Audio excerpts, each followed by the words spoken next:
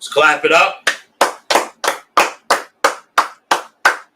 Shalom, Israel. We're the Israelite School of Universal Practical Knowledge coming out of 1 West Harlem, New York, 125th Street, under Commanding General YAHANNA.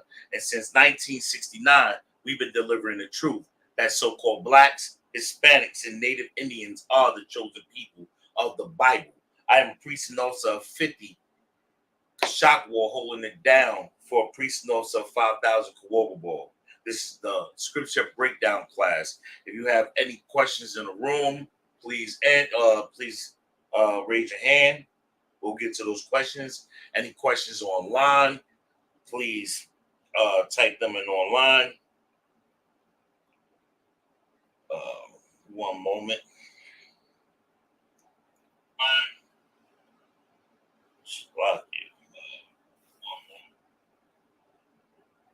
Share the class.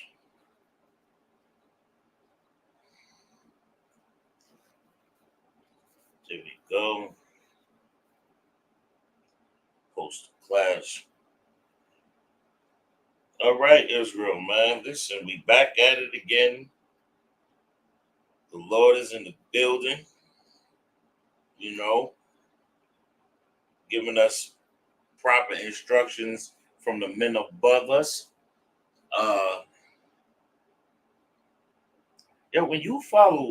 When we follow as Blacks, Hispanics, and Native Indians per the Bible, because let me clarify that per the Bible, because of these scriptures that we read, these scriptures is our culture, our history. This is written by Black people for Black people about Blacks, Hispanics, and Native Indians per the Bible.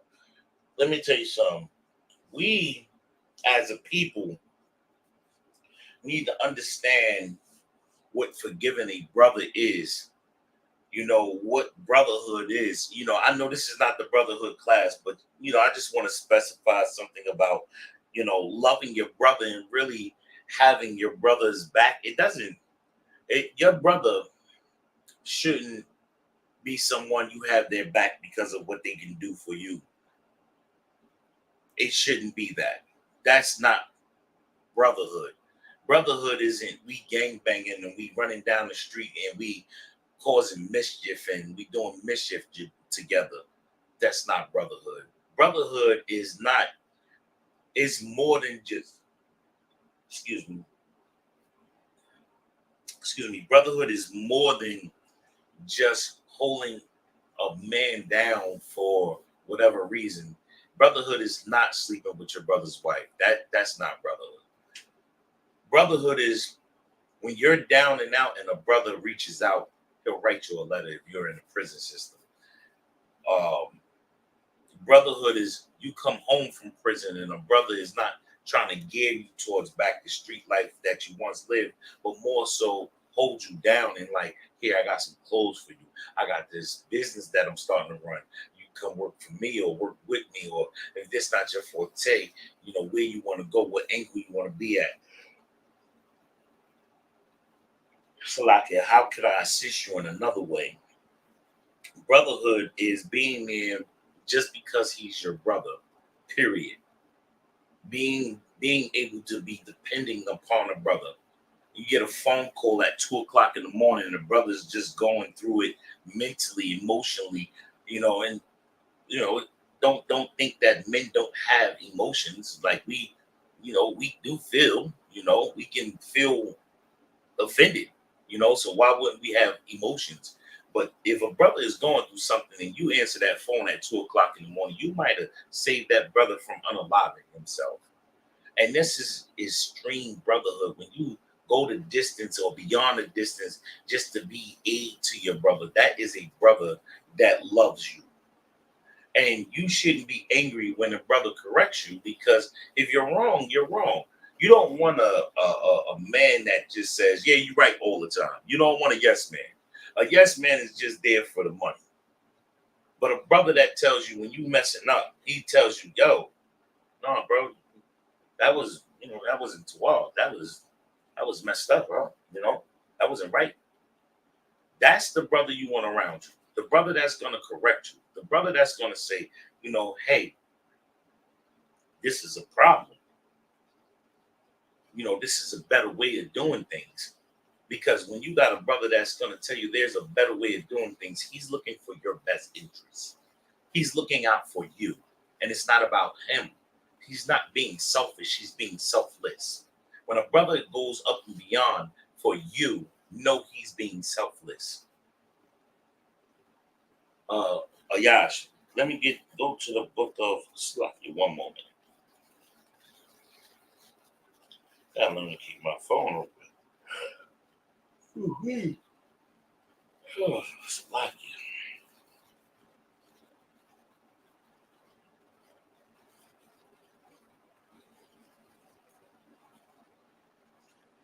Let me show you what's the opposite.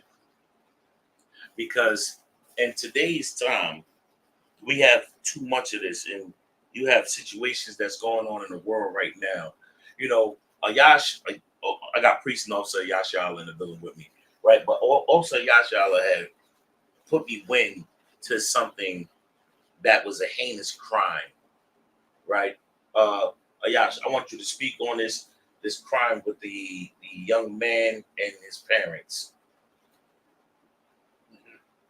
I want you to give me some insight on that. If you got an article or something, I want you to read on it about the show.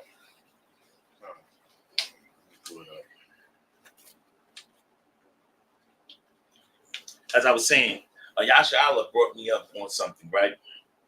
And this is the love of a father. This is the type of love a brother should have for one another, because you're willing to go above and beyond for your child. You're supposed to feel this same way for your brother.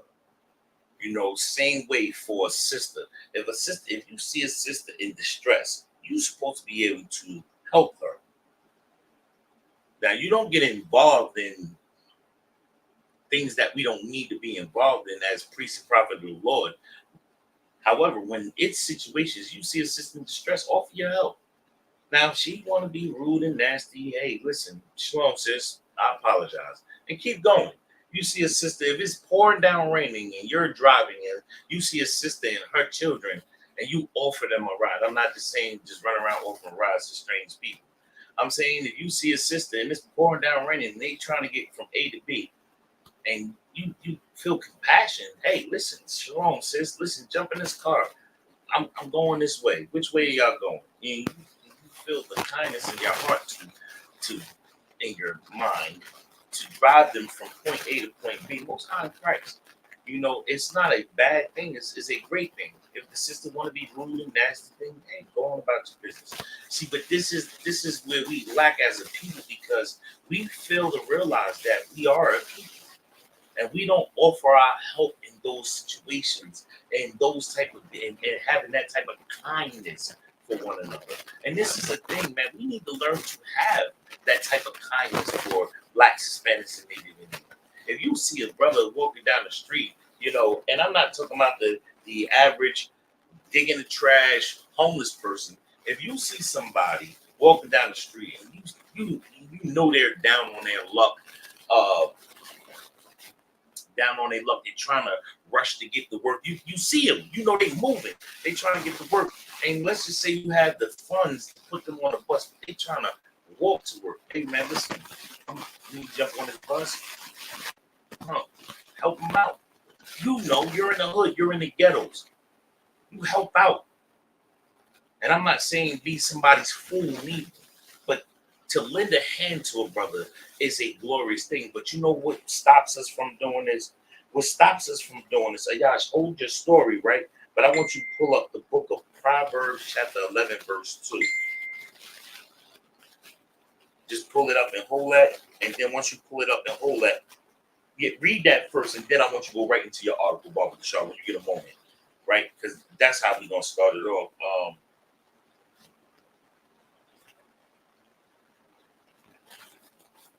Yeah, go. Yeah, that's where I want to go to the beginning. Oh, no.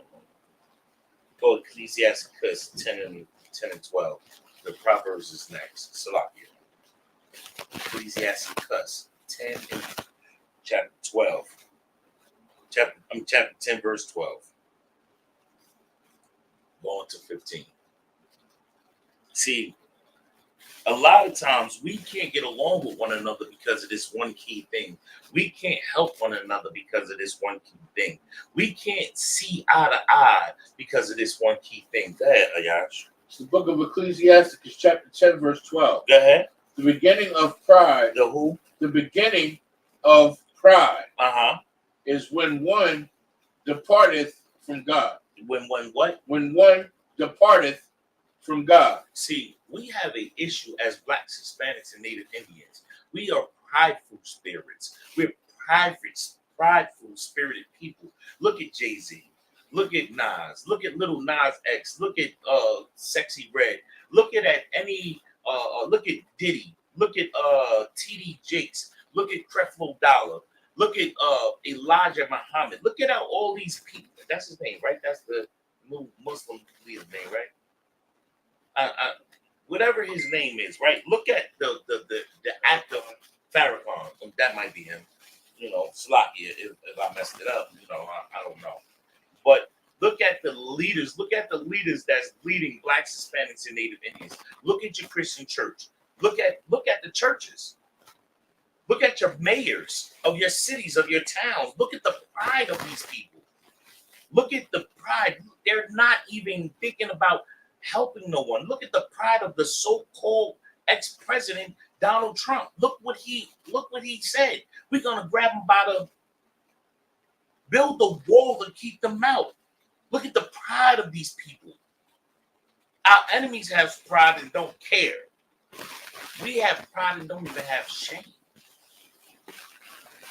Read Barbershop. The beginning of pride is when one departeth from God. And yeah, that's fact. Go ahead. And his heart is turned away from his maker. And his what? His heart is turned away from his maker. The heart meaning your mind. Your mind is turned from your maker. Your mind is turned from the Most High God. Why do you think Blacks, Hispanics, and Native Indians are at war with one another? How come I'm Black and I'm beefing with the same person with the same skin tone as me? And I'm not saying me verbatim, I'm using me as an example as a Black man. I'm from the tribe of Judah. Why would I be beefing or arguing with another Judite? Why there is no love, no friendship, no bond? Why is that?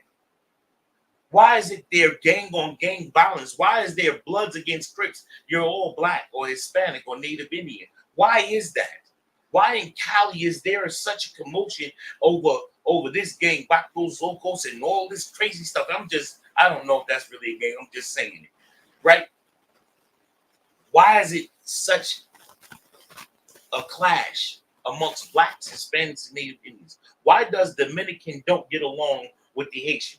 Ayash, why do Dominicans don't get along with the Haitian people?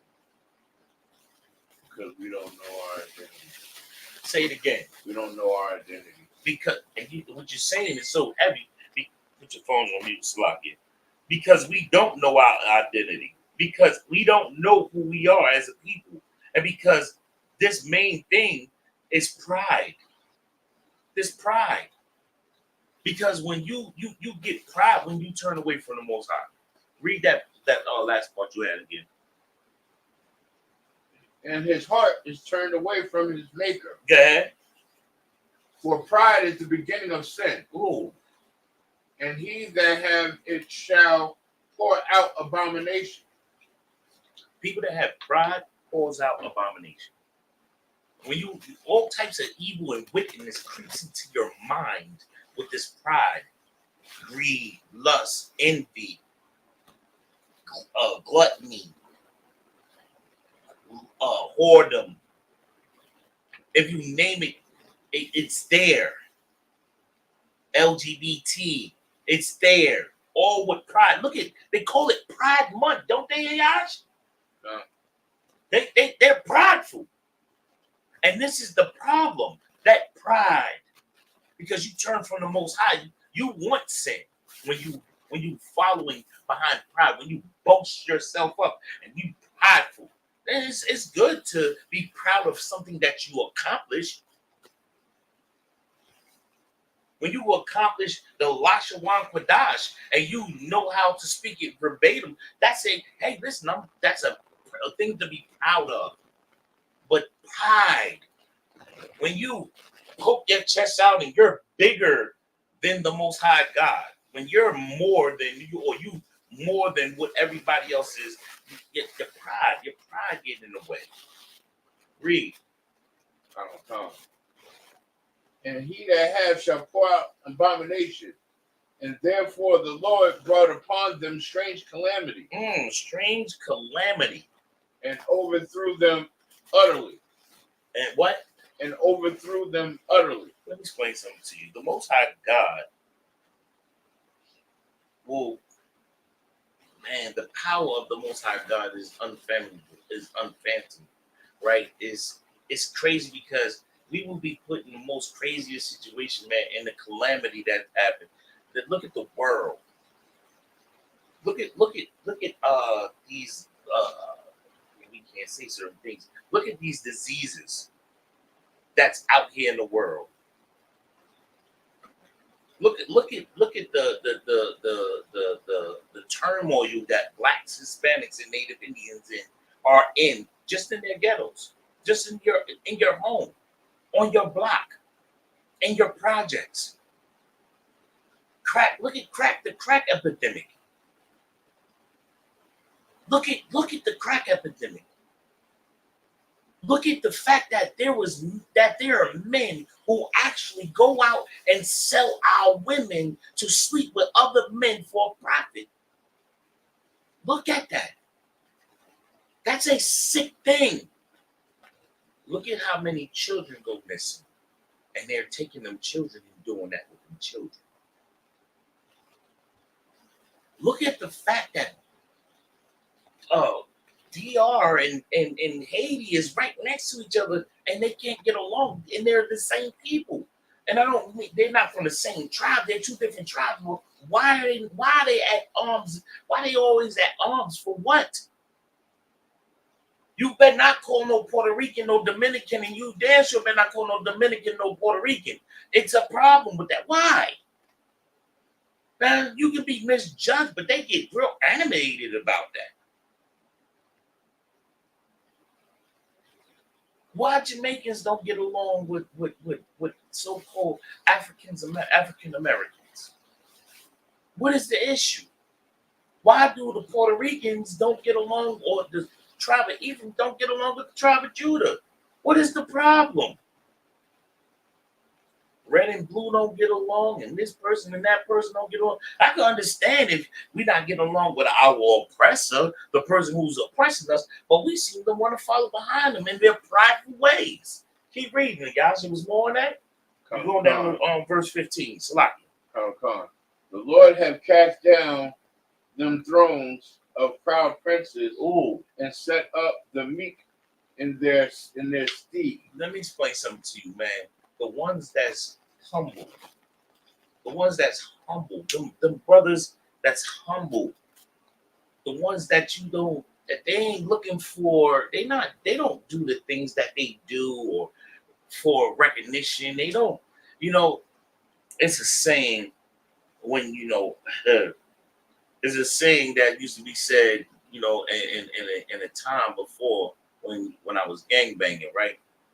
I didn't do nothing I did for stain or status. I did it because that's who I was, or that, at that moment, at that time in life. The things that I do, I don't do for recognition. I do it because it's righteous. And this is the new saying. This is the thing that we should be saying. When you do something, you do it just because it's righteous. The quiet one, the one that's doing it just because it need to be done, that is the quiet brother. What do you call him? What the scriptures call them? The what? The meek. The who? The meek. That's the ones that's in the back. That's not looking for the recognition. That's not trying to. The ones that's in the church. I'll help you out. Figure this out. The one in the church that's clapping the loudest, and the one that's wearing the biggest, dumbest hat, and the one that got the shiniest suit and always trying to be seen. And that's the prideful one. But the humble person that's in the back and the quiet, that's learning the scriptures, that's really looking for the truth of the matter. And then they leave the church and then they end up in the Israelites. Those are the meek. The ones that end up in the Israelite school and universal practical knowledge. Now, it's a glorious thing when you find the truth. So you happy, you get excited. That's why when you see us on those street corners, we're not prideful. We're happy. We're excited. We're angry at the same time because we're fighting for our brothers to listen, to get this, to throw that pride to the side. Feel that shame.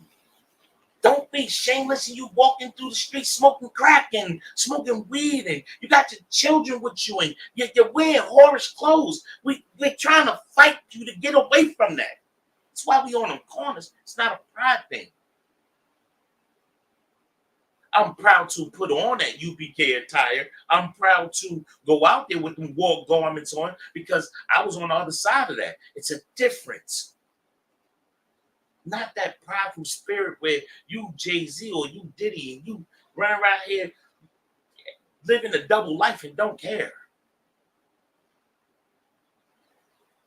Run around here even boasting about it. You got men going on social media talking about, yeah, like what's my man name? What's his name? Birdman. Oh, Birdman. Said, yeah, I let Birdman and I did this and and the sexual acts. Men is saying they did committed sexual acts with another man for money. No shame. And you're proud about that. It's disgusting. Give me more. The Lord had plucked up the roots of the proud nations and planted the lowly in their place. Man, listen. Them proud nations, man. Them proud nations, man, you don't want to be a part of that. Black man. You want to have something called brotherhood. You don't want to be proud. You don't want to be prideful. You know, you want to get away from that ignorance. And you want to have a certain type of love, a certain type of character. And what also Yash is about to read. You wanna be more in this type of mindset. Listen to the story and listen to the father. What the parents did. If you don't have this love for the Most High, more love for the Most High than this, you lost. You live in that prideful spirit. Let me get it, Ayash. Parents accused North Carolina hospital of trying to harvest son's organs. The parents of the deceased HBCU athlete has accused doctors at North Carolina hospital of attempted organ harvesting. Right. Terrence T. Howard died on August 1st after being struck by a moving vehicle on Interstate 85 a week before. He succumbed to his injuries after being transported to Atrium Health Carolina's Medical Center in Charlotte. Right. He was on his way to North Carolina Central University, the HBCU, where he was set to begin the football season. Right. The 19-year-old's father took to social media to update their community on his condition. Right. Bishop Anthony Allen originally sought prayers and positivity for his son's potential recovery. They just being a father. Look, listen to this though. This is where it's gonna start getting ready to get interesting, right? This is about here, right? Okay, it's a little bit more, but listen to the father. The father, he's searching like, yo, send prayers up. Now this is a Christian mindset, but he's saying, send prayers up for my boy. You understand? Keep going. He also claimed that his son was outside his own vehicle when he was hit, allegedly helping another driver. Doing what? No, allegedly doing what? Helping another driver involved in the prior accident. Allen stated his son was declared brain dead by the hospital as reported by News One.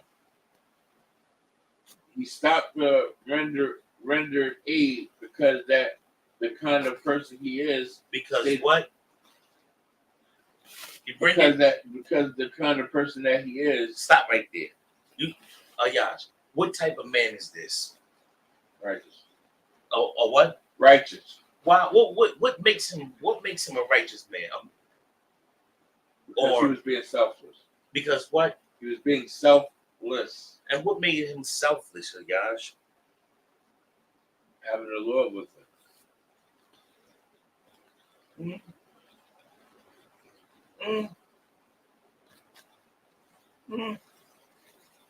I mean, that's what we naturally are. Blacks and Hispanics. This is a young black man who was doing a selfless act. See, that's a better way of putting it.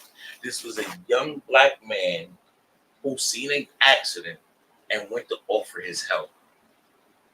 And it was a selfless act of him because he could have kept driving. He could have, but you know what he said? Somebody's hurt. He got out of his vehicle, pulled his vehicle to the side, got out of his vehicle and went to go help. And then got hit and was pronounced brain dead. Keep going. It's a lot.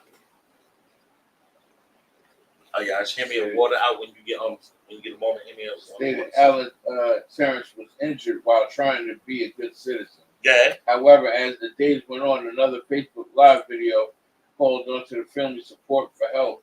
They wanted to transfer Terrence to a hospital in their native city of Houston, claiming that the Charlotte Medical Center wanted to take the teenager off life support. We are not in agreement with that because we know he is still here. He's still alive.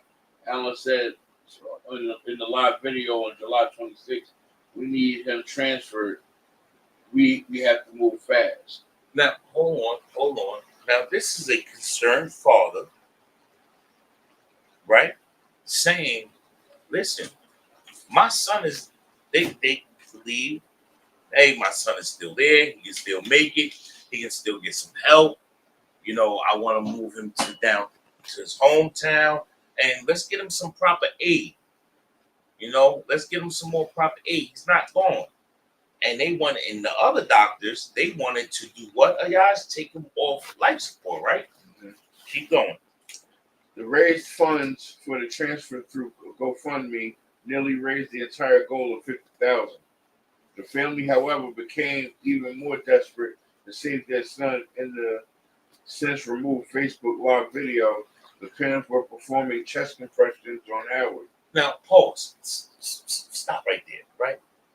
First of all, the oppressor is the goddamn devil that the Bible speaks of. Right. 50,000 to medically transport from somebody from point A to point B is disgusting. It's disgusting. $50,000 for a medical transport from what city? Charlotte? Charlotte, North Carolina to Houston, Texas. To Houston, Texas is outrageous. It's outrageous. That's outrageous. We'll transport your son. Give us $50,000. We need, in order to transport. I just want you to understand how this sounds. In order for us to, try and further save your son's life, we need $50,000 just to transport him from here to your hometown, where they saying they're gonna do some more work on him. The oppressor is the devil the Bible speaks of. Keep going, Ayaj. Allen accused doctors of trying to kill him by sneaking fatal drugs into the boy's IV.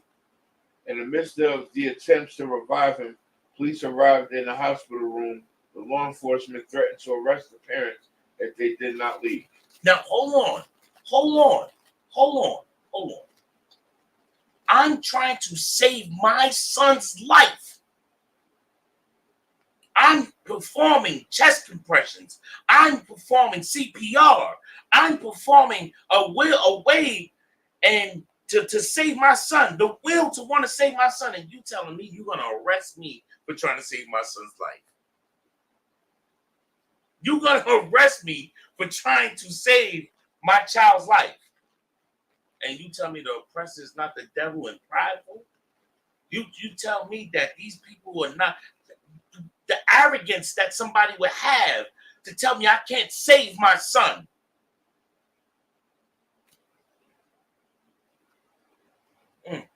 Keep going, guys. This is a sad story. Keep going. When his son was finally declared dead, Allen pointed to the hospital, accusing them of allowing his unfortunate ending. They all participated in killing my son, claimed Allen. They let my son die. His mother proclaimed that the hospital pulled the plug to harvest his organs. She also alleged the doctors were snickering and laughing while refusing to help her son further. Now, that right there is disgusting. You're snickering and laughing. You're snickering and laughing. And nobody reached out and helped this family. Nobody stood on the side of this brother and helped this brother through this painful act, through this painful situation. No one was a brother or a sister to this brother and sister and said, let me help them. Let me stand next to this brother. Let me go up to this hospital with this brother. This brother had no one to call. Man, our brothers in the Israelite School of Universal Practical Knowledge need to be thankful that you could pick up that phone at any given time and make a phone call, because it's a sad thing what this brother and his family had to deal with. It was more on there. They want his organs, the mother stated in the video. That's why they told me in the beginning. Forced organ harvesting is an illegal practice, and surgically removing one's organs against one's will is considered a social justice issue globally, according to the International Society for Human Rights. An uptick in allegations has also been made across the United States. A more notable case involves deceased black medical student Jelani Day. Day's mother originally claimed his body was found missing for some vital organs. However, the accusations proved to be untrue. Despite the concerns that insufficient medical care played a role in Howard's death, there has been no confirmation of organs removed from his body. Furthermore, it remains unclear if an investigation into the allegations will be launched. Man, the press is the devil the Bible speaks of, man. Listen, it was another case where the funeral home received the body of somebody, and he said there was no organs in there. You know, this organ harvesting is not something that's new to blacks, Hispanics, and Native Indians. What's the lady right now? They're still using her DNA. Right now, I can't think of her name. What is this young lady's name? Right now, there's Lily Earhart. No. Oh no. She's one of the first women to fly planes. No. Yeah, they've been harvesting her organs since back in the day. They made stuff such as potpourri spray and air freshener using her DNA. Oh no. I can't. Let me see.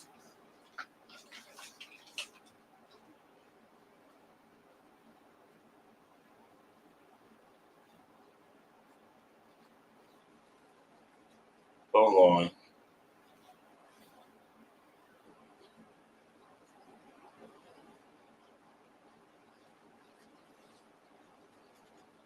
I got it. Right now. Today. I got you. First black female father. Henrietta Lacks. That's her name. Henrietta. That's her name. Yeah, okay.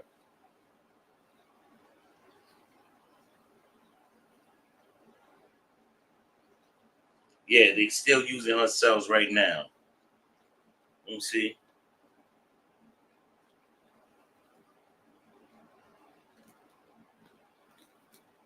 They have a case on it. Yeah, Henrietta Lacks.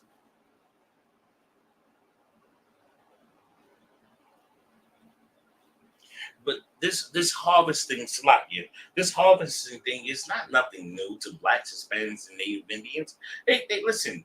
They was using our children for alligator bait. They was doing all types of unsavory things. Listen, they used black women. What's they called? What's the women? What's that's called? OGBYN. Mhm. That whole beginning of that stuff, man. They was using black women.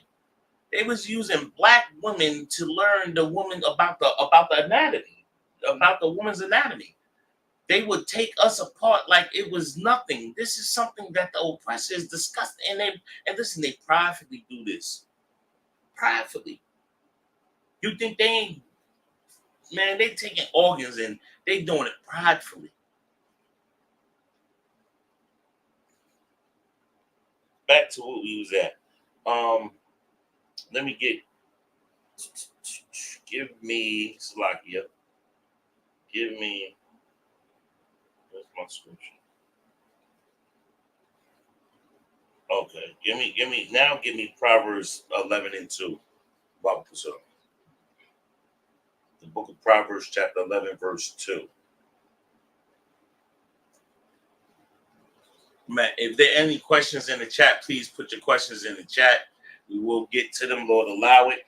Who we got in the chat with us, y'all? Got Coach Trench Baby and Most Mom. So High in Christ. Most High in Christ. Got this brother and this sister in this class. it's the book of Proverbs, chapter 11, verse 2. When pride cometh, then cometh shame. Then come what? Then cometh shame. Then cometh who? Then cometh shame. How are we walking around and don't have shame? What are some things that we do that we show we don't have no shame and that we're prideful? Look at Sexy Red. Look at the videos. Here, women are running around here talking about independent women. That's pride. That's pride. I make more than him. I can't be with him. He doesn't make 6 figures. Baby girl, you work at McDonald's. You work at McDonald's telling me that pride. Sexy Red, any one of them female rappers. Pride. No shame. No shame whatsoever. That was it on that scripture? But with the lowly is wisdom. With the who? With the lowly is wisdom. Meaning meek. Like I said in the previous precept. Listen, let me explain something to you, Yash. That shame, that lowly, those are the people that feel that shame, that have shame. Let me see. Give me just to show.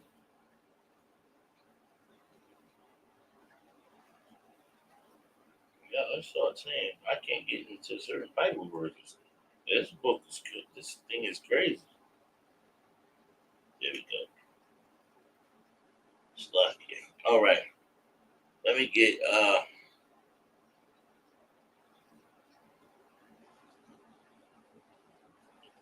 Ayash. Come.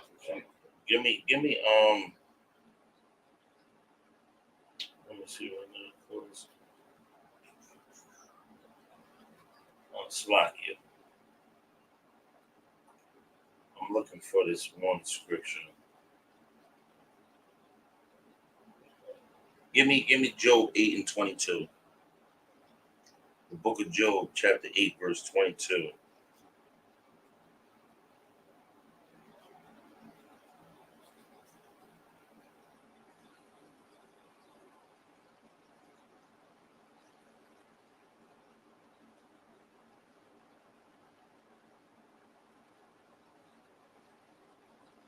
Yeah, that's what I want.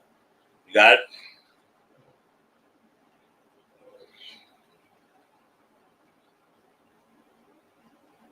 It's the book of Job, chapter 8, verse 22. Yeah. 22. They that hate thee shall be clothed with shame. Shall be what? Clothed with shame. Listen, Most High, you clothed in shame. You're supposed to be clothed in shame.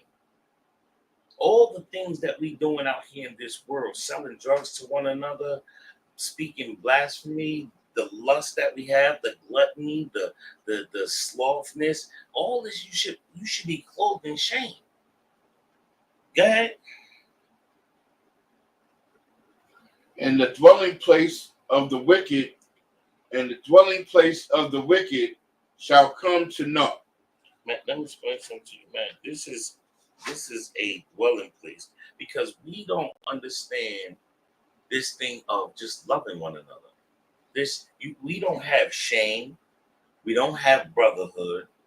We're not gathering together. So we're destroyed people. We just run around here, do what we want to do, thinking that it's okay. It's not. Go to Proverbs 16 and 18, Bible Patrol. Okay. Yeah, Proverbs 16 and 18. Again, if you have any questions, please put them in the chat. I will break the scriptures down, Bible Patrol. And if I can't get to them, I will get it next class. Proverbs 16 and 18. Ooh, slacky.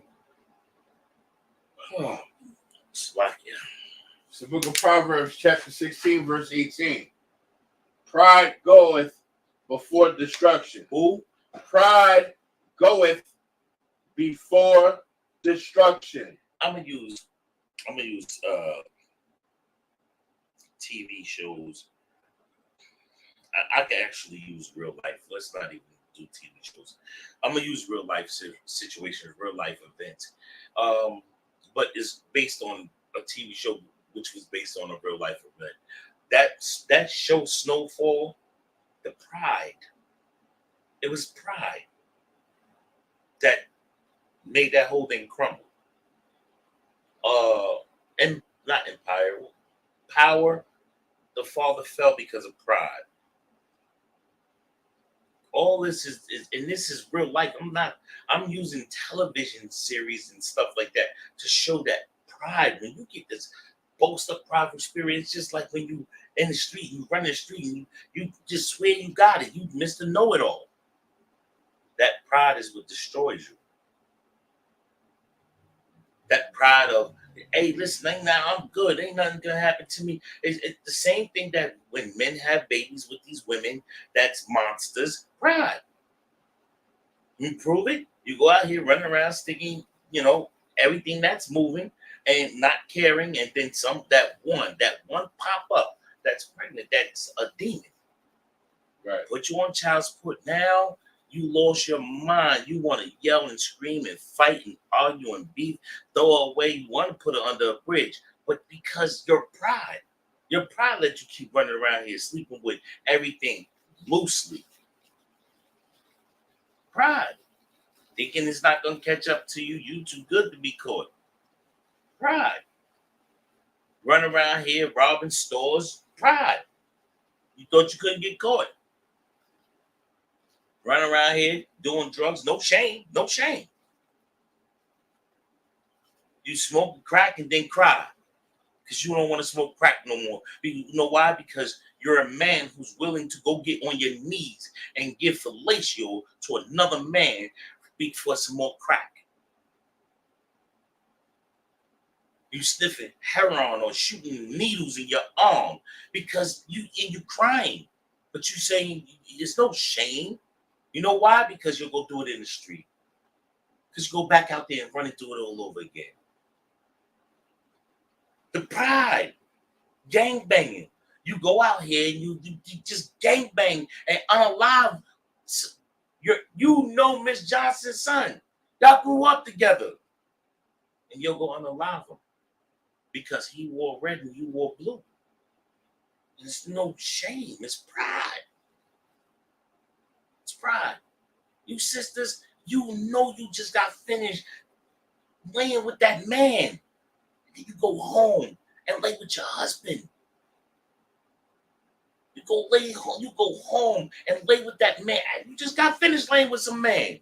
Then all types of types of crazy stuff in the bedroom, all types of stuff. And then you go lay with this man who go to work, bust his tail, come home, and want to cater to your filthy self. Pride with no shame. None. None. You know this brother is down on his luck and you will go take his last. No, you don't need it. No, you don't need it. There's no shame. Pride. Slovakia. Go. And a haughty spirit before a fall. Hey, who? A haughty spirit before a fall. Look at this brother here. Sliding through here. What's going on? Shalom, Lord Christ. Man, let me tell you something, man. A haughty spirit before the fall, man. Listen, this is that. Yeah, I got it. You know, I'm like that. You know, when you got this mindset of pride and all of this is a spirit that you're not supposed to have. You're supposed to have more of a humble, meek spirit. Now, King David, King David was a warrior. Went out there. He ain't go out there and just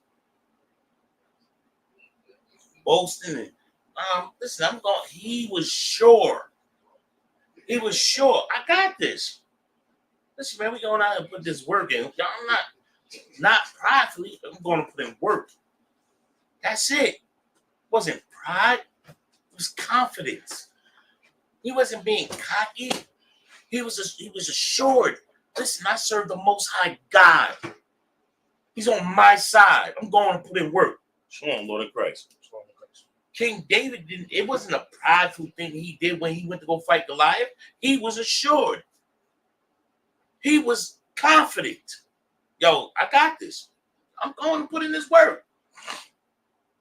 I don't need this armor. It's too much. It's too heavy. I don't need this heavy sword. No, I don't need none of that. Give me this rock. Go and put this work in. That was confident, not pride. Now you walk out on the street. I got this thing on me. I got this thing. As long as I got this thing on me, guess what? I just watched a video. Man jumped out the car, arguing with another man in front of him. And listen, they go. He steady. The man trying to mind his business, trying to stay in his car. The boy go back in his car and then start doing some wild beeping the horn stuff or whatever. So the man gets out the car. Now you can tell he was trying to just like, come on, man. And then you know what he did?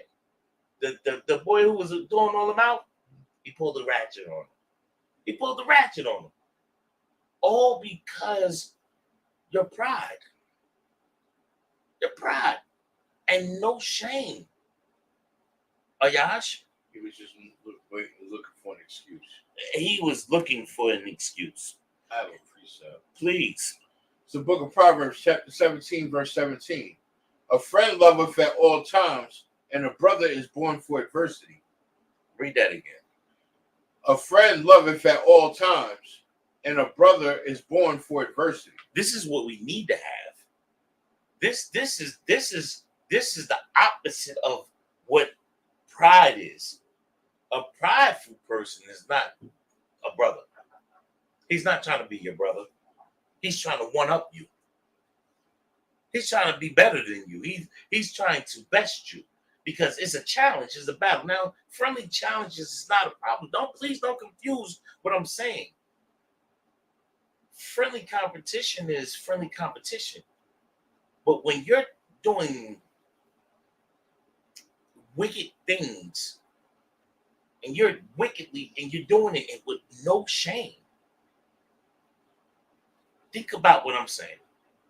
If we both set a financial level where we want to be at, and you're busting your tail, going to work, doing righteous things, you handling your business, that's a righteous way. But if I'm over here selling crack, selling cocaine and reefer and all this other stuff. I'm with no shame. First of all, I'm unalive in my people. You are out here working a job or slavery. I'm out here trying to harm my people. It's pride. It's pride. It's a prideful thing. It's a sad thing because we let the pride get in our minds and let that lead us instead of the righteous way. Salakia. What was you holding? You had me. I just got finished reading. Right, 16 to 18. Go to the book of Luke, chapter 14, verse 7. Goyala, what's going on with you, man? What's going on, sir? Man, I can't complain. It might hurt if I do. It sure enough might hurt if I do. You go to the book of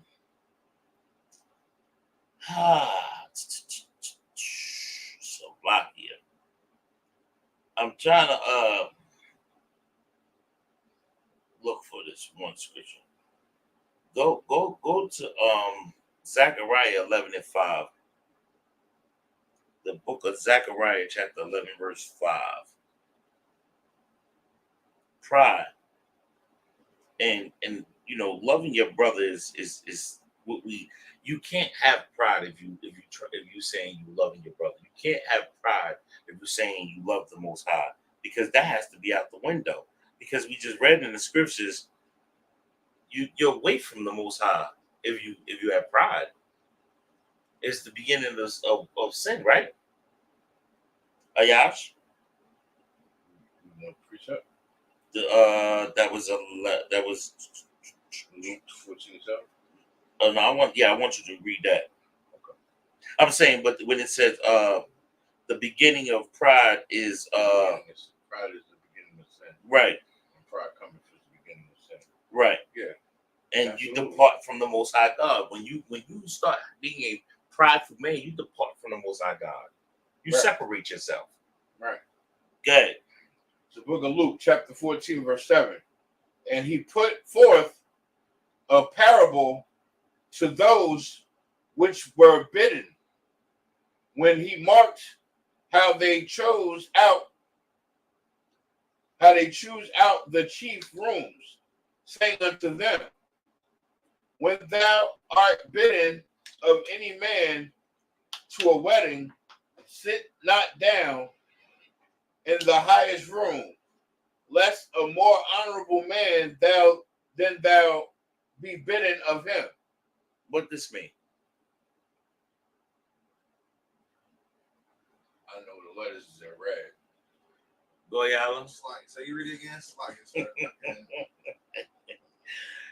Wallace, what does mean? Go ahead, read it again. When thou art bidden of any man to a wedding, sit not down in the highest room, lest a more honorable man than thou be bidden of him. Get y'all a shot. What this mean?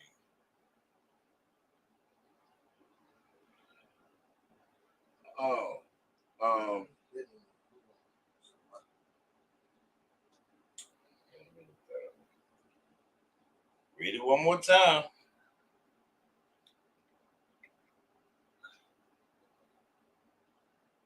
Ayash. Luke 14:7. Read it one more time.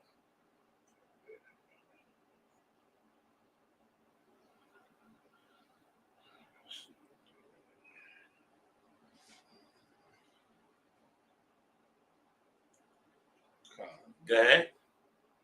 When thou art bidden of any man to a wedding, sit not down in the highest room, lest a more honorable man than thou be bidden of him. Meaning, don't be prideful over your brother. Be more meek and humble with yourself. You like I don't know. You doing it's like you scratching the post like this. You like scratching the post. This is new to me. This one new for you? Yeah, I never heard this. What about you, Goyala? Slocky, sir. Meaning, don't come in there thinking that you run everything, because there's always somebody over top of you That's greater than Now, you. you scratching the hell out of this post. You trying to beat this post down. You trying to beat the post down. Read it one more time. When thou art bidden of any man to a wedding, sit not down in the highest room. When you go somewhere, Yash, and I'm gonna take the wedding, and maybe the wedding part is throwing you off, right? Like, don't put your ass on your shoulders. No. Yes, no. Okay, if we walk into, I'm trying to not give it to you without, but the only way I'm gonna be able to do it properly is give it to you. All right, if we go somewhere, Try one more time. you good, but No sweat. don't mess up what you got already. All right, listen, if we go somewhere, right? Say we go somewhere, we're invited somewhere. Let's not use the word wedding, but let's say we invited down to Philly, right? Now we're invited down to Philly with the other Akim. Right. Would you go sit in the main chair? Why won't you sit in the main chair? That chair is for Commander General Yohanna. It's for who? Commander General Yohanna. What if Commander General Yohanna not there? Then that's for General Muhammad. What if General Muhammad's not there? Or so on and so forth. General Mayad, General Aziyad. What if none of the generals was there? That's for Captain Tawar, Captain Bakar, his rank order. See what you just did there? Now read the scripture again. All right. When thou art bidden of any man to a wedding, sit not down in the highest room. Lest a more honorable man than thou be bidden of him. Lest what? More honorable man. Will be what? Be bidden of him. Okay, I got what you're saying. Because there's a man that's more honorable than you. Right. That belongs in that chair. Right. If Oscar Walker walked in this class right now, what am I going to do? Well, give him the chair. I'm going to get up out this seat. Right. Or offer him, Slocky, you want the class, sir? Right. My pride would, a prideful man would say, no, I got this. Yeah, you understand? This is what we need to separate ourselves from as Blacks, Hispanics, and Native Indians. Right. Even, and now give me that understanding in a worldly way. Well, how is it that we let our pride when we can just easily step away and let somebody else take that position? Because it's a lot of times as Blacks, Hispanics, and Native Indians, we let our ass get on our shoulders. We'll put our pride, stick your chest out, and I'm Superman. I can do it all, and and we get retarded. Right. Instead of saying, being humble, being meek. When Christ went around, he didn't ask to be seen. He said, "Tell no one." He helped them. And his statement was, tell no one. Of course they went and told everyone. But he said, tell no one. What I'm doing is what I'm doing. He's doing it for the Most High God because it's righteous, not to receive recognition. You understand? His pride didn't get in the way. And a lot of times as Blacks, Hispanics, and Native Indians, we get out here in the world and our pride get in our way. Our pride get in the way. Yash.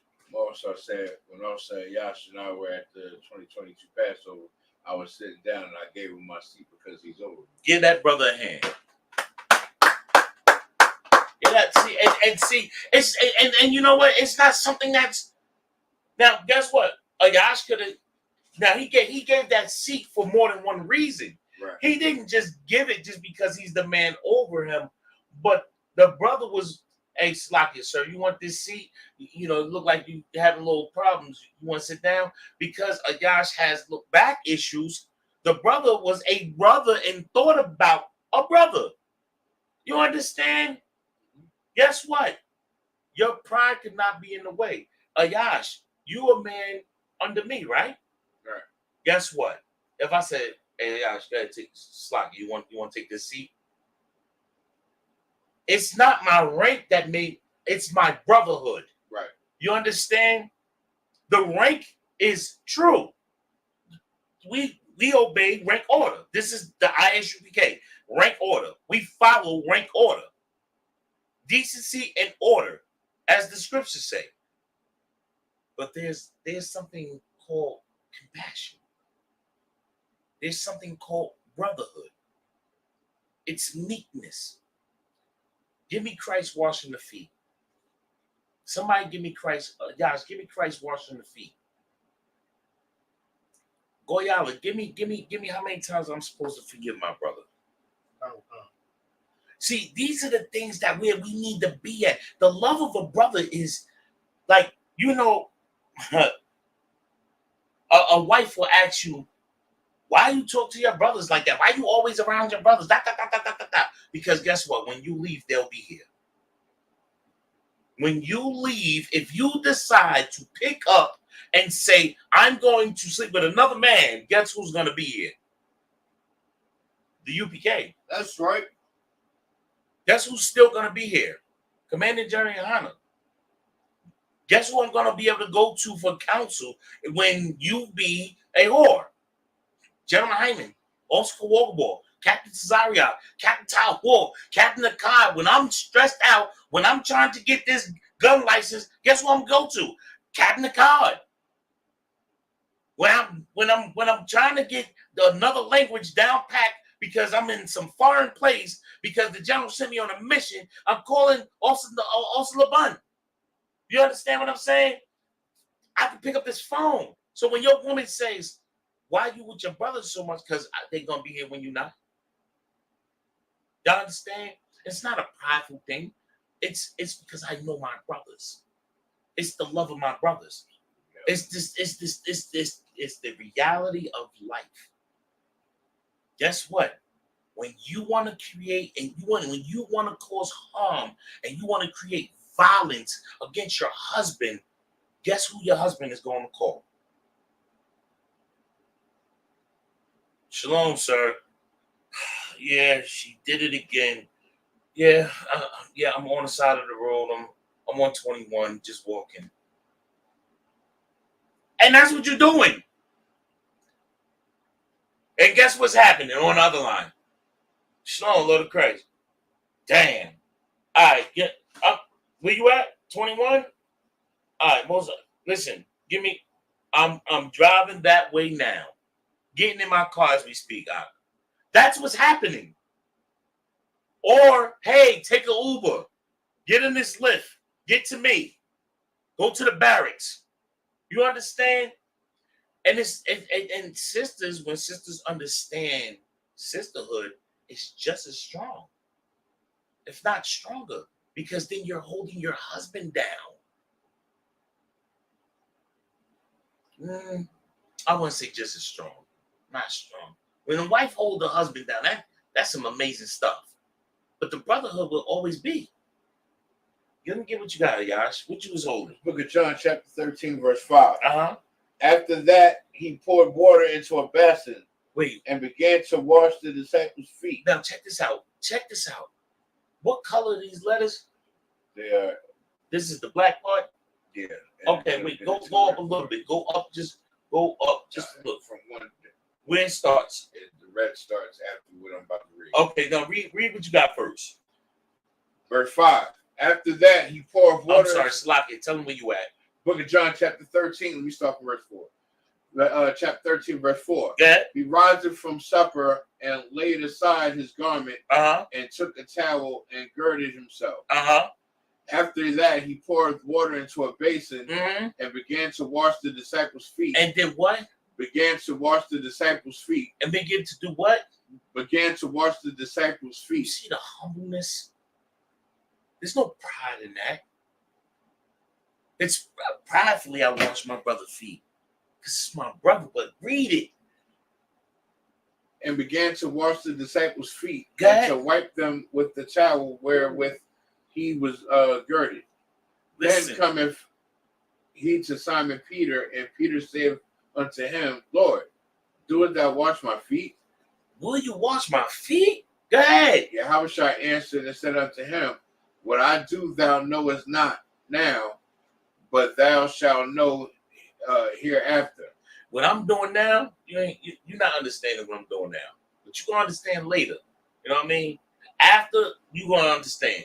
Right now, you're not catching what I'm doing. But this is important what I'm doing. Go ahead. Peter said unto him, Thou shalt never wash my feet. Man, you should listen. You are the king. You shall never wash my feet. I will never let you wash. What are you doing, sir? That's like General Hyman trying to wash, or commanding General YAHANNA trying to wash a young man's feet. And listen, do not put it past him.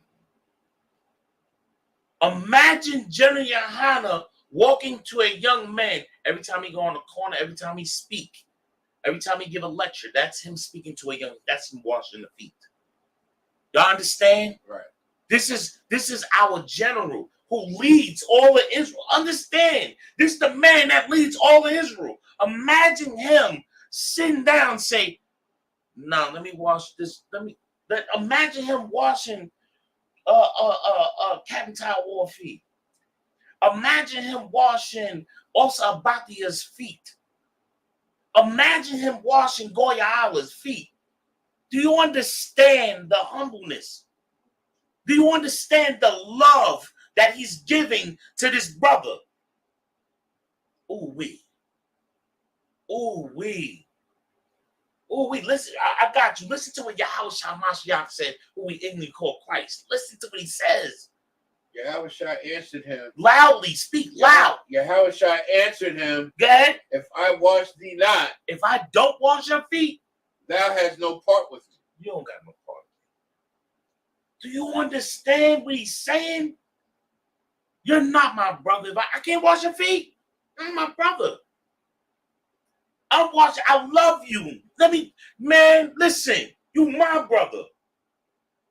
Oh, Yash, you down and out? Your foot messed up? All right, come on, let me wrap this in the cast. I can't wrap your foot in the cast. Am I that great? I'm not that great. I'm you. Let me help you. Boy, do you understand the love that Christ was offering him at that moment? The love, the brotherhood. Oh my God, to feel that is outstanding. Being in the UPK is outstanding because the love gangbanging, you ain't never feel nothing like this. I don't care what gang you was in. Blood, Crip, Nieta, Latin King, Vacos, Locos, MS-13, whatever it is, GD, Folk, whatever gang, you never felt love like being in the UPK. Because it's not about my pride. It's not about me loving myself. It's about me loving my brother. It's about being selfless. Ayash, quickly. Perfect example of this, General Muhammad. He brought me a water and tried to tie my boot, and I was like, "No, sir, it's lucky. You ain't got to do that." And he hit me with this scripture. This is when I first heard it. This is when General Muhammad hit me with the scripture and broke it down. And he was like, "If I can't wash your feet, then what are we doing this for?" And he tied my boot and gave me some water. Where you was at? Hebrew Academy. You was where? Hebrew Academy. You was where? Hebrew Academy. And he seen that you needed something to drink and your boot was untied. And he said, "Let me help you." Do you understand the man that leads us? Yeah.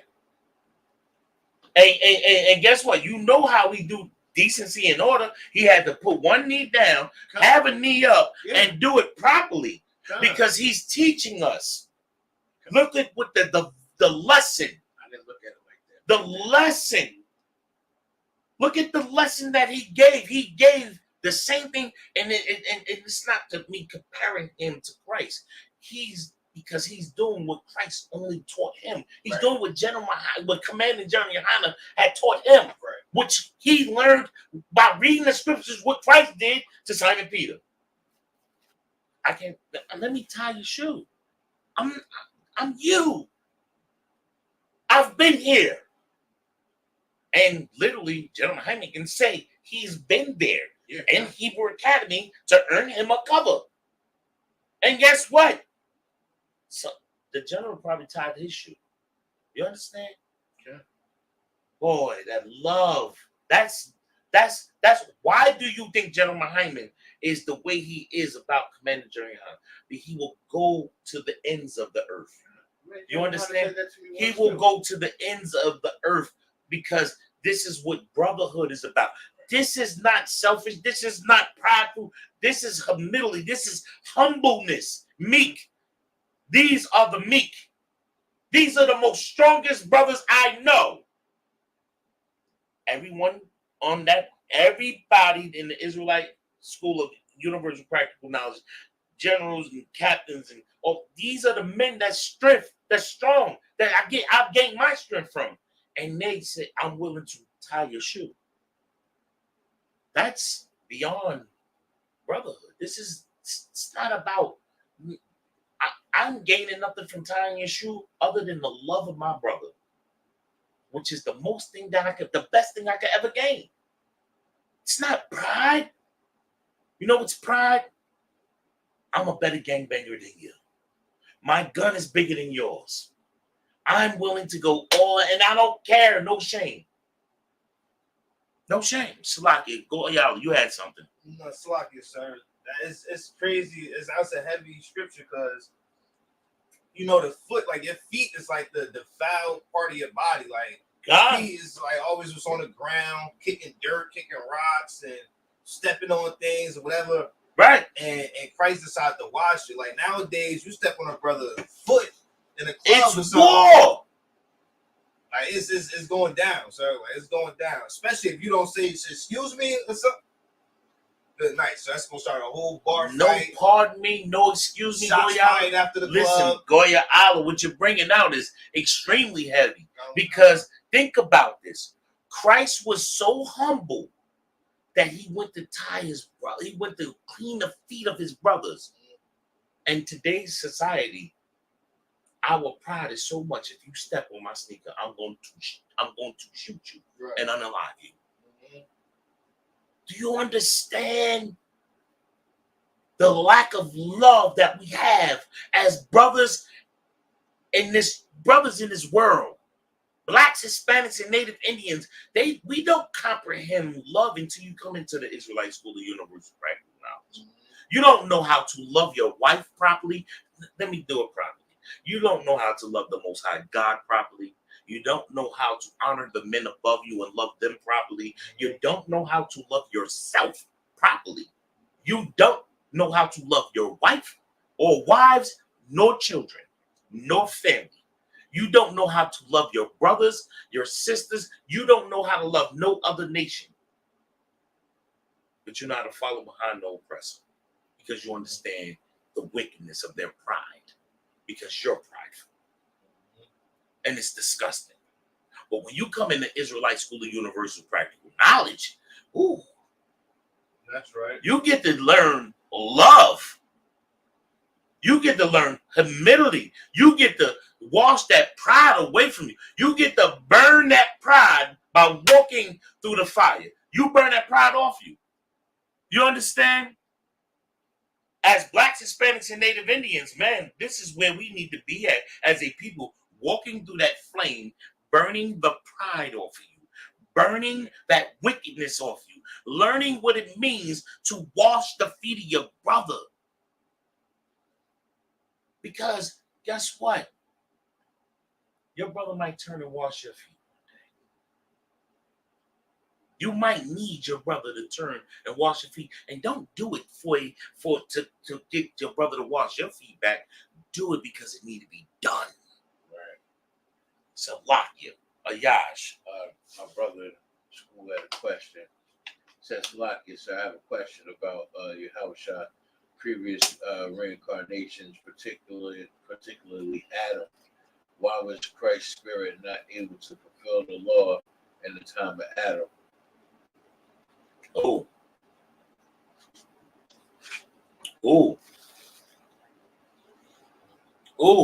Okay. What's the question, sir? Why was Adam? Read that out loud.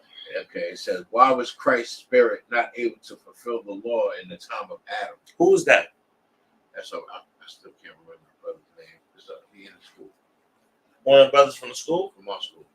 All right. I got a precept. Why wasn't he able to fulfill the law? That's what he said. He forgot about Eve. Okay, let me. Oh, it's like a young man George. Young man George. I thought he had his name right. Okay, young man George. I want you to. Yash, I want you to copy that down and text that to my phone. Young man George. I'm going to. I want you to text. Put old school. Don't put old school overboard. Don't put his phone number in. Can we put old school overboard number in the chat? Put my number in the chat. Young man George, you're gonna put my number in the chat. I want you to text me that. You know, nah, I want him to text it to me. Young man George, text that to me. Also Yash is gonna put my number. He's gonna put my number in the chat. And when he put my number in the chat, I want you to text that to me specifically, and I will get back to you personally with the answer to that. I need to talk to Oscar Wogaboy about that specifically. But text that question to me, and I will get back to you.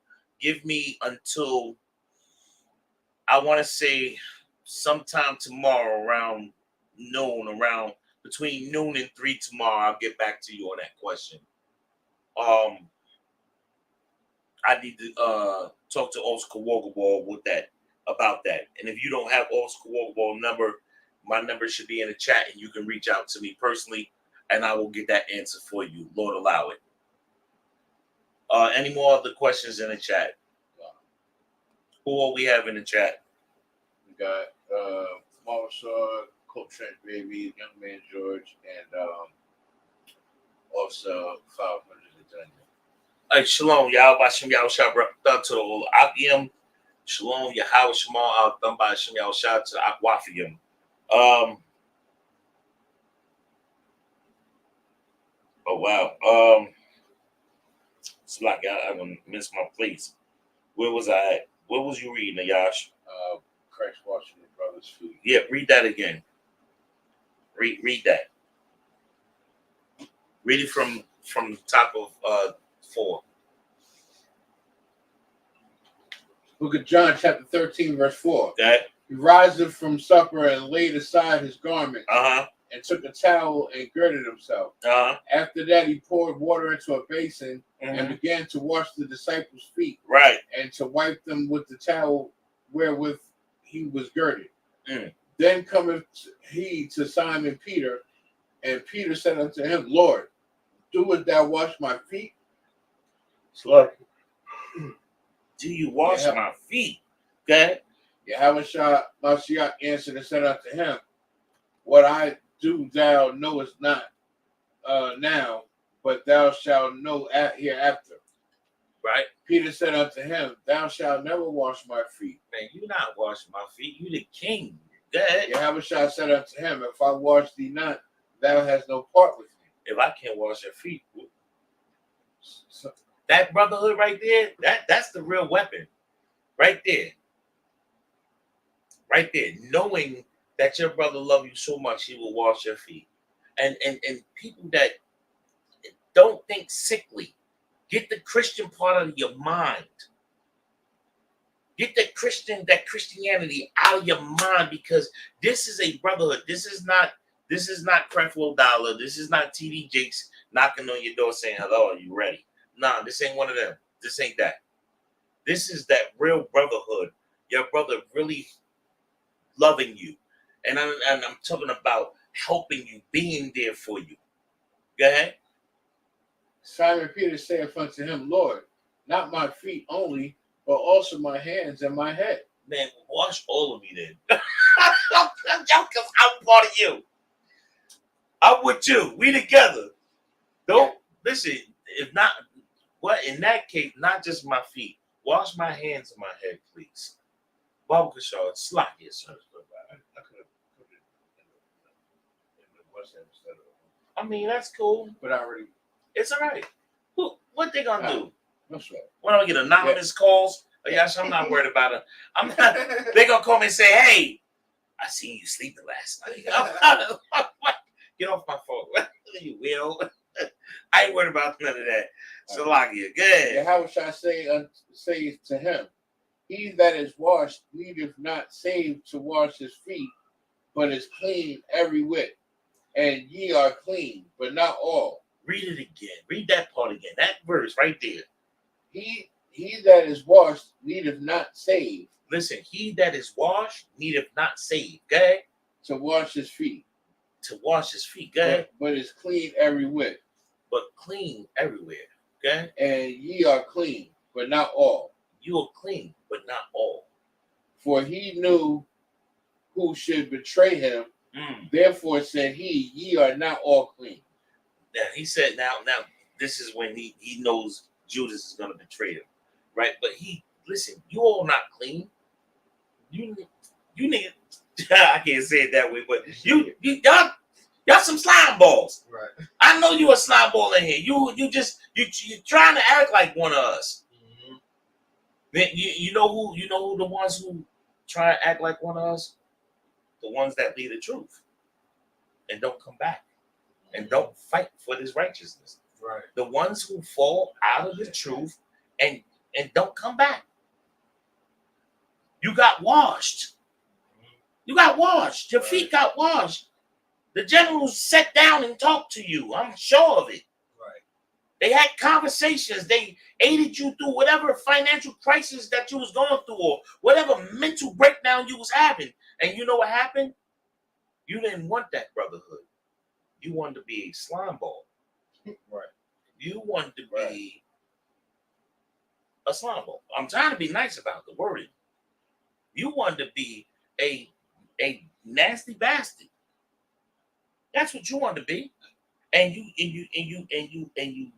leave the truth because you can't handle the love of this truth, this brotherhood. Some people can't handle it. Right. Goyala. Some people can't handle their feet being washed. You can't wash my feet, not mine. Why? Because I'm slimy. Can't wash my feet because I'm gonna betray you. You understand? This truth is, there's nothing like it. Right. You can't find this in the Christian church. You can't find this in the Muslim mosque. You can't find this on Canilson and whatever block. You can't find this on O Block. You're not going to find this on O Block. No matter how much they spend money because you're in the prison system and they got a few dollars and they send dollars to the dudes that with the prison. Don't matter. Can't find this in Bloods and Crips. You can't do this you can't find this in BMF, BMF. Yeah, BMF, right? You can't find that there because somebody's gonna betray. Nobody's gonna be. There's no loyalty. There's no real love. There's no real brotherhood. You don't have that. There's only one place that you can find it, and that's the Israelite School of Universal Practical Knowledge. It's the only place you can find that type of brotherhood. It's the only place that you can find a real brotherhood where a brother can forgive you. A brother can forgive you and honestly forgive you. Right. You understand? Or you offend a brother, call him out his name. I ain't talking about no sleeping with no brother's wife. Now that, because we don't do that here. I'm talking about you offend a brother, y'all have a little financial disagreement. We'll use that. Financial disagreement, and guess what? Brother's like, ain't about nothing. Listen, we'll work out a payment plan. He's not stressing the money. He valued the brotherhood.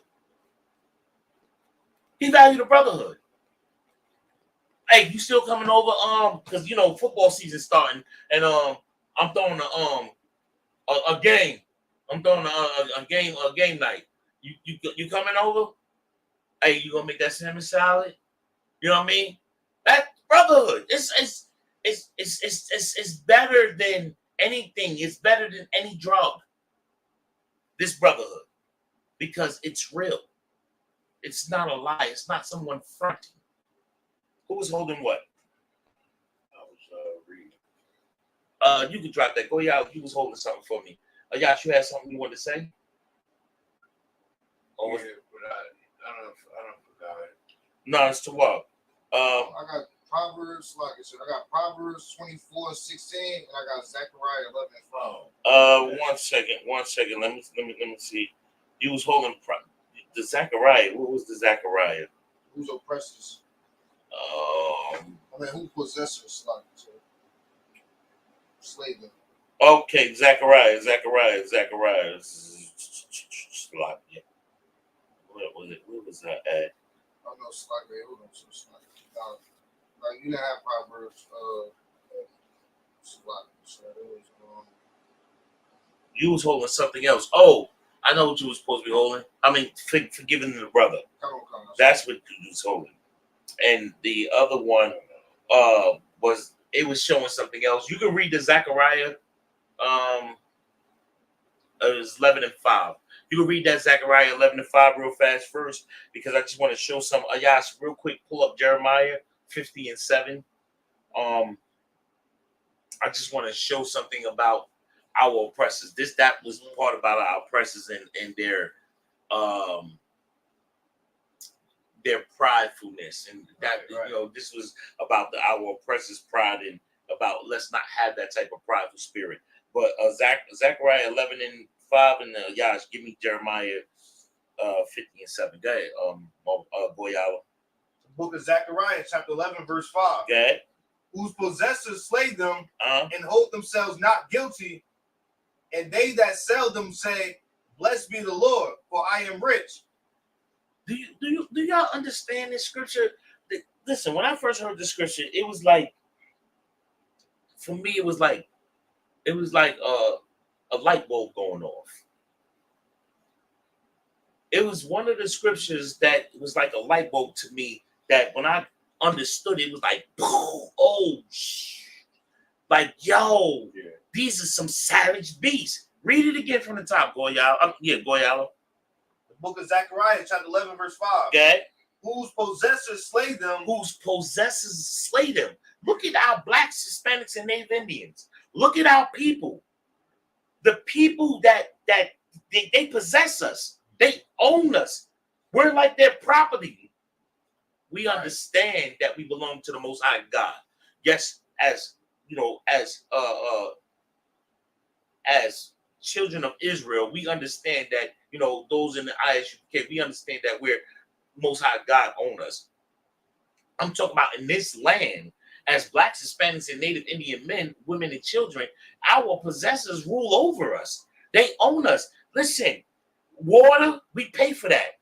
Water you get for free. Food, you pay for that. We get that for free. All you gotta do is go hunt, grow apples, plant trees, grow collard greens. Guess what? They tell us we can't do that without permission and without permits and all types of documents. You can't go talk on a corner without having some what they call it, a permit or something. They tell us what we can and cannot do as a people. Guess what? You pay taxes on your check, and then you pay taxes for every bit of thing that you go buy. And then guess what? When you go buy a home, you still paying taxes on the house that you own. And that you don't even really own, because they can come snatch it from under you. The oppressor is the devil that the Bible speaks of. But let me explain this. Read the scripture, Goyala. Whose possessors slay them and hold themselves not guilty. They slay our people. This is a prideful spirit. Do you understand? They pridefully slay us. You know how they pridefully slay us? They do it on camera now and they still get free. Right. They do it on camera. It's a video. You unaliving that boy.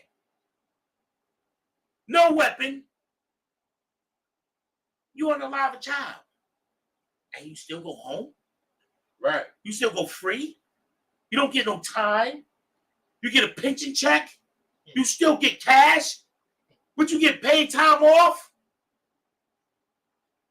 Disgusting. They pridefully unalive us. Pridefully. Privately, the story that I brought up earlier, they privately let that boy die. Salakia for the language. Privately let him be unalive. Took him off the machines. Disgusting. They did it pridefully. They don't care. There's no love. There's no brotherhood. Imagine a day when you go to a hospital and a UPK member is the one that's operating on you. You know you're going to get all the love and care. That's going to be the washing of the feet because that's your brother. Imagine walking in a courtroom and there's a representative for you, a lawyer that's from the Israelite School of Universal Practical Knowledge.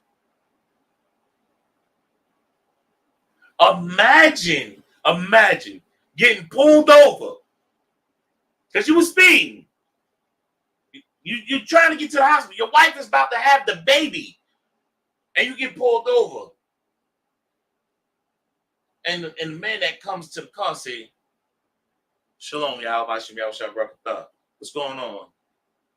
Why you speeding? You understand? Because in this time, they do it with pride. Our people, it would be humble. Read that scripture again. Salakia. Zechariah chapter 11 verse 5. Okay. Whose possessors slay them and hold themselves not guilty. And they don't even find themselves guilty for the sins that they commit, the crimes that they commit against blacks, Hispanics, and Native Indian people. They don't even find themselves guilty. Goyala. And not one oppressor or slave master paid for slavery, sir. No. They gonna pay. They ain't pay yet. When you say they ain't paid, not yet. Not yet. Not yet. They ain't. They time coming. Oh, it's coming. The scriptures talk about their time. It's the end days. Yeah.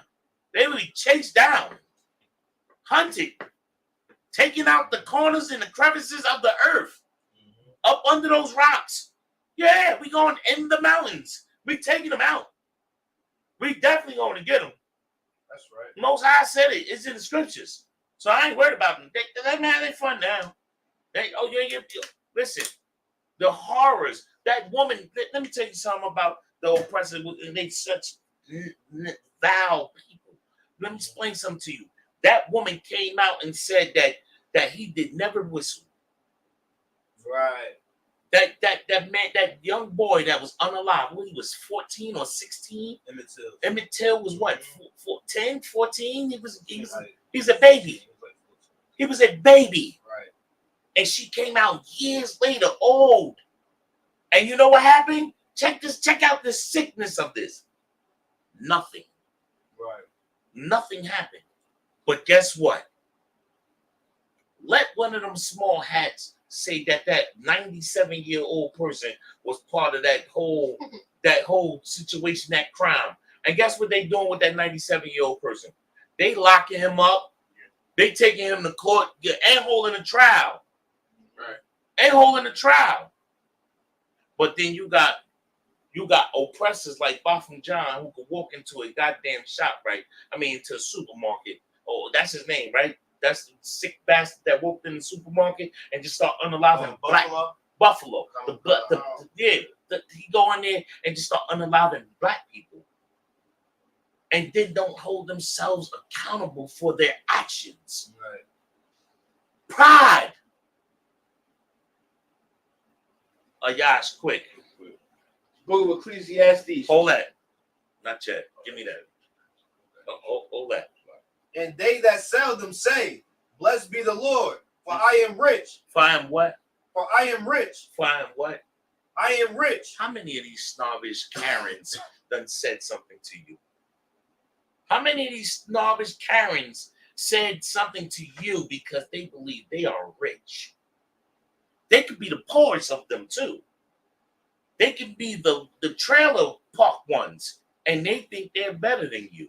Black man, Hispanic man, Native Indian man. Read that part again, Goyala. And they that sell them say, blessed be the Lord, for I am rich.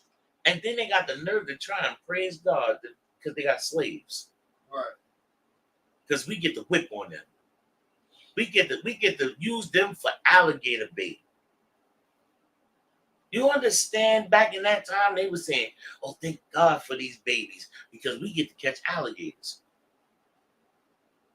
They wore the skin of our ancestors, man. And we still want to run around here and be prideful like these people. It's disgusting. There was more on that, Goyala? Come gone. Yeah. And their own shepherds pity them not. Yeah. That was it, sir. Man, listen. When things happen to them, guess what? They old people don't even care. They care to a certain extent. They're making all this money, jump out the window. Oh, poor Dan. Damn, Dan. Let's keep making money. Let's keep making money. Press is the devil that the Bible speaks of. Right. Go ahead, Josh, quick. It's the book of Ecclesiastes, chapter 7, verse 7. Surely oppression maketh a wise man mad, Man, and a gift destroyeth the heart. man, listen, and we should be angry as hell. We should be angry as all outdoors. We should be so pissed off that we should be seeking the help of the Lord. We should be to the highest festivity. Goyala, you had something. Kind of. So could this part also mean when they say these shepherds pity them not, talking about the leaders of our people don't care? Like The shepherds, Alshon, they don't pity us okay. because they're on the side of the oppressor. Right. That look at what's going on.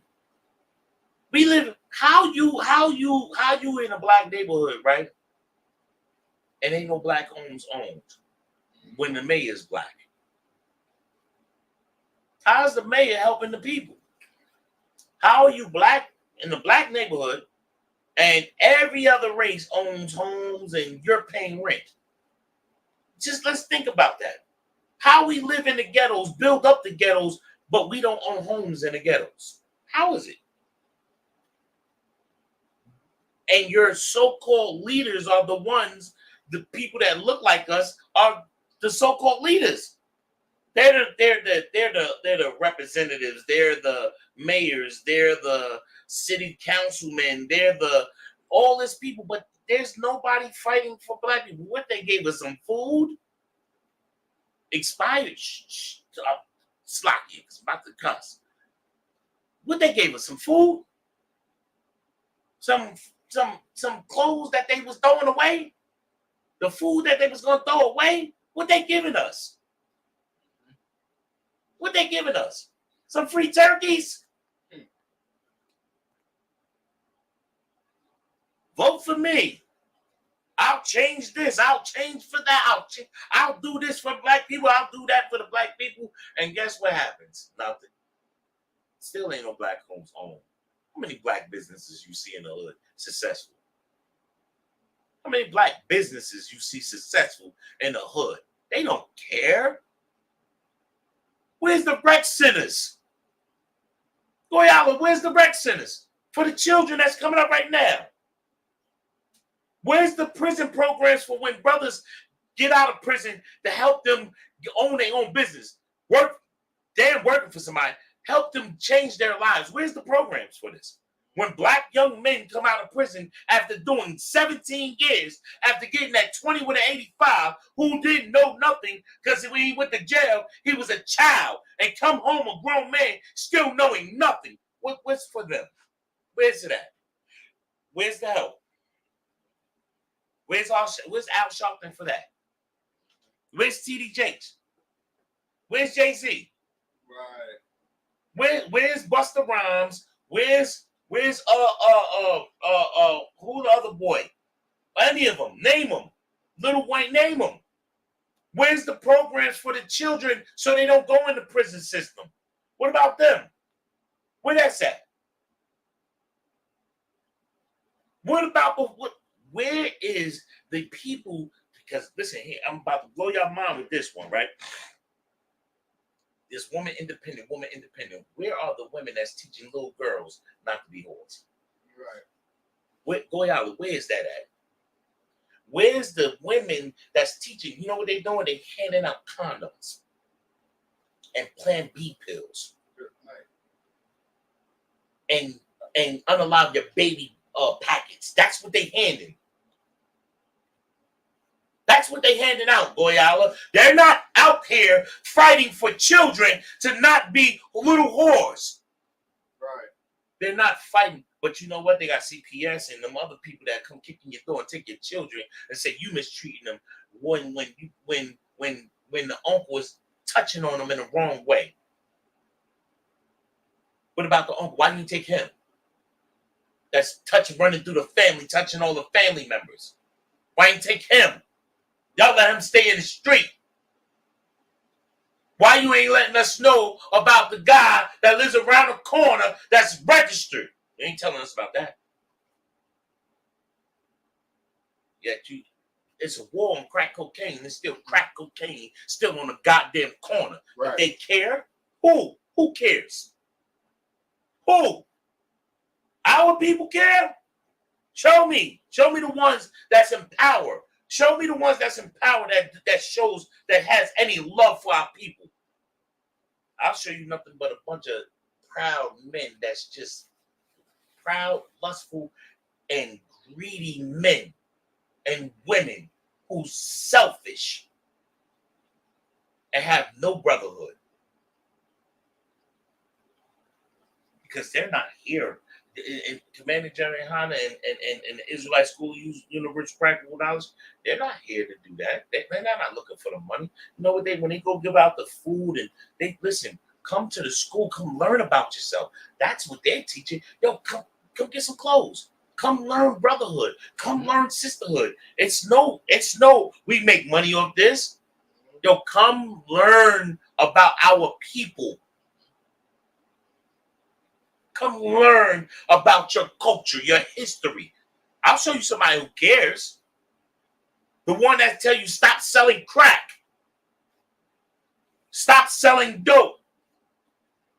Stop being a whore. Stop gangbanging. That's who cares. Right. When it says they don't care, Goyala, they absolutely talking about the ones who in power who does not care. It's a lot. You had something else, Goyala, or that was it? It's like I have Matthew chapter 18, verse 21. That's forgiving the brother, right? Okay. Hold that for me. I got Jeremiah 50. Give me that Jeremiah 50 and 7, Goyala. Before you give me that other one, I want you to go to the book of Lamentations. I want you to give me chapter 4, verse 18. Baba Kashar. Go ahead, Ayash. It's the book of Jeremiah, chapter 50, verse 7. Go ahead. All that found them have devoured them, and their adversity said, Salaki, their adversary said, we offend not, because they have sinned against the Lord, the habitation of justice, even the Lord, the hope of their fathers. Somebody give me the understanding of this. Okay, Salaki, say one more time. All that found them have devoured them. All that found them devoured them. Go ahead. And the adversary said, we offend not. And the adversary said, we ain't offend them. Go ahead. Because they have sinned against the Lord. Because they went against the Lord. Go ahead. The habitation of justice, even the Lord, the hope of their fathers. Somebody give me the answer. Go ahead. It's like it, sir. They know, because the oppressor, they know who we are and they know which God we belong to, and they know we sinned against our God, so they think that now their punishment is justified. Ooh, what they do to us is justified. Exactly. They think that they're justified in what they do to us. The oppressor is the goddamn devil that the Bible speaks of. I can't say it no plainer. I want to say it the other way, but listen, because I don't want to get checked by my camp leader, I'm gonna say the oppressor. The oppressor is the devil that the Bible speaks of. Listen, they know who we are. Right. They know who we are. They know Yahushua Mashiach is a black man from the tribe of Judah like you and me. They know they're not the descendants of King David. They know that. They know who they are. And they know who we are. They know they Ashkenazi, they know all this other crazy stuff. They know they are not from the 12 tribes. And they say because we sinned and we went against the Most High God, it's okay what they do to us. It's okay. Look at the man that went on a radio station and said, and they were saying, you know, you're putting this music causes this, that. He said, I gotta feed my family. Right. I gotta feed my family. I don't care about none of them. He's the one that say they are Jew and is not. He went on radio, live radio, and made this statement. Yet we still bump his music. We still follow behind him. We still want to be prideful like this. And he did it pridefully. Right. Disgusting. Right. Disgusting. They are disgusting. Because they do it in such a wicked way. And they know who we are. We can keep unaliving them. It's okay. They sinned against their God. They sinned against their God. Precept. Somebody give me a precept on this one. We know what we're doing to them. They sinned against their God. So we can keep doing it to them. Somebody give me a precept for that one. Oh, we. It should pop right in your mind, right when I said it. I'm trying to. You trying to remember how to word it? Right, because he told them, leave the Israelites alone. Come on. If their God You is not paraphrasing. Give me the precept. I don't remember. Give me the precept. It's an apocrypha. Give me the precept. Because listen, this is the truth. This is the truth, and this is the prideful spirit that our oppressors have. This is what we need not to have. We have to have brotherhood and sisterhood, and we have to have a love for our brother as if we love ourselves. You got to have that type of love, like you loving your children. You got to love the Most High God more than everything, more than your own self. You have to do this. And you have to love your brother as if it's you. You got to treat those brothers how you want to be treated. You want to be loved. You want to be treated with respect and honor. We have to be this for one another, or we will continue to be oppressed and depressed because of oppression. Right. Okay, just Hey, I got the precept, but if you want to do it, You got the who got the precept? you should got. You got Matthew 1. No, sir. I got Acts. I got Judah 5:20. I got Acts 5:38. I think Goyala got the right one. Let me hear what you got. It's the book of Acts, chapter 5, verse 38. And now I say unto you, refrain from these men, and let them alone.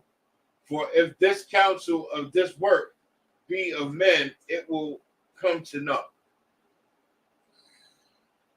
That might be it.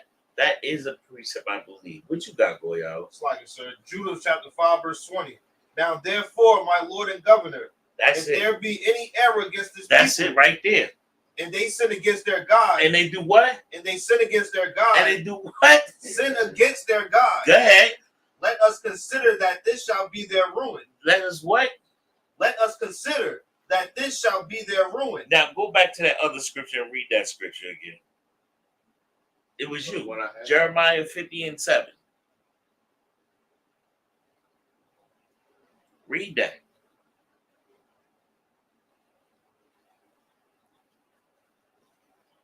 Jeremiah chapter 50, verse 7.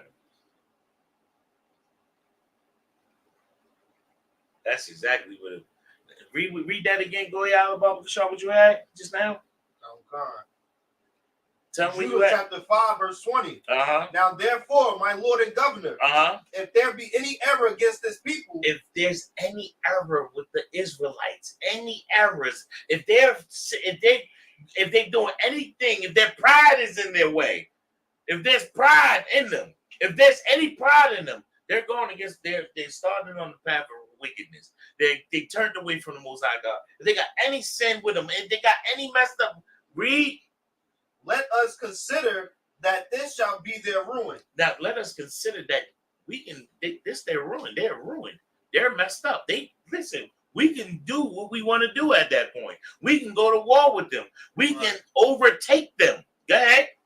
And let us go up, and we shall overcome them. And we shall what? Overcome them. Over who? Overcome them. Now read what you got, Ayash. Book of Jeremiah, chapter 50, verse 7. Go ahead. All that found them have devoured them. And their adversaries said, we offend not, because they have sinned against the Slow Lord. down, read it again. All that found them have devoured them. Everyone that has found us has devoured us. Go ahead. And their adversary said, we offend not. Now listen, listen, our adversary, listen to this, right? Because we think each other are ops, right? But you know what our real ops say? We can overtake them. Right. That's what our real ops say. We have rule over them. You know what our real ops say? Read that last part. We offend not because they have sinned against the Lord. They offend not because we sinned against our Most High God. They know who we are. Don't think that they don't. They know. They know. Oh, they know. They know. And they know that they can do this to us. Right now, they know they can do this to us. And their pride is why they're going to get the punishment that the Most High God has already prescribed for them. That's what's in the scriptures. This is per the Bible. This is not per Kashakawa. This is per the Bible. This is why we got to escape away from this prideful spirit and learn the love of a brother. This is true. Let me get somebody. Give me. What was the other thing that I asked you for, Goyala? No, gosh, I asked you for it. I asked you give me Lamentations. Oh no, you asked Goyala for Lamentations 4 and 18. 4 and 18 before you gave me the other thing, right? Yeah, give me that. It was more on the It was more. What? It was more on the what? On the Judith one. Judith one. Go ahead. Give me the. Lamentations. Yeah, you pull Lamentations. Goyala, give me the more of that Judah. Judith chapter 5 verse 21. But if there be no iniquity in their nation, If we're not doing the foolish things, if we just following the law, statutes, commandments, go ahead. let my Lord now pass by. Leave them the hell alone. That's what he's saying. He's saying plain English, leave them the hell. I want to say the other word. He's saying leave them hell alone because they don't mess with them. Go ahead. Lest their Lord defend them and their God before them, and we become a reproach before all the world. Listen, that means they're gonna show you're gonna be you're gonna be used as a point. Right. Like, okay, you want to try my people? Go ahead. Listen, go smite all that. Go just all of that. Go just smite them.